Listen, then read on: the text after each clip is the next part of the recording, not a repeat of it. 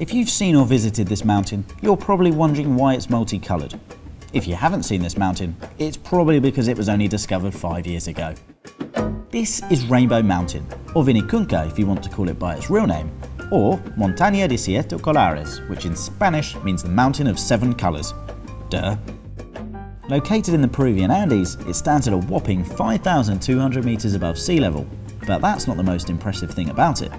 As one of the most magnificent geological features in the world, Rainbow Mountain is striped with colours ranging from turquoise to lavender to maroon and gold, making it quite the spectacular Eiffel. But before we see how these colours were revealed, how did these mountains form? Mountain building process was a result of the Pacific plate crashing into the South American plate. As that happened, the Pacific plate dived down underneath the South American plate at what is called a subduction zone.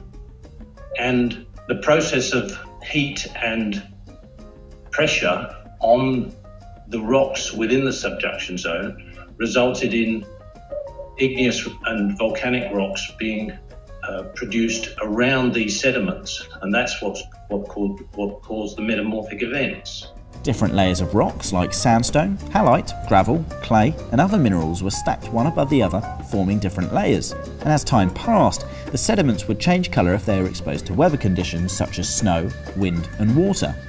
And while other mountains in the Andes are likely to have a similar pattern of colours beneath their exteriors, Rainbow Mountain is unique because the exterior has actually been wiped away. Now, according to locals, the area used to be entirely covered by snow, but years of weathering and erosion have exposed the colours to the world, resulting in a mountain that looks more like something that belongs in a Dr. Seuss book than it does in nature. So that's how it got its colours, but you're probably wondering why it's painted like a rainbow.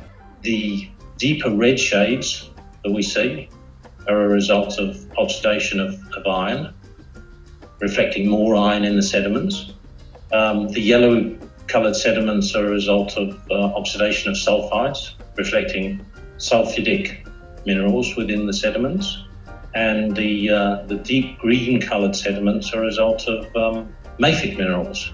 Now, thousands of adventure-seeking travellers are flocking to Peru each year to see it for themselves. And if you've got it on your bucket list, it's worth noting these next few facts. The altitude on Rainbow Mountain is no joke. The maximum elevation of the mountain is 5,200 metres, which is only 100 metres shy of Everest Base Camp and only 695 metres shy of Tanzania's Kilimanjaro. This explains why climbers who summit this Technicolor mountain only have a 10 to 20 minute window to admire the view, take a photo, upload it to Instagram before they're back on the descent.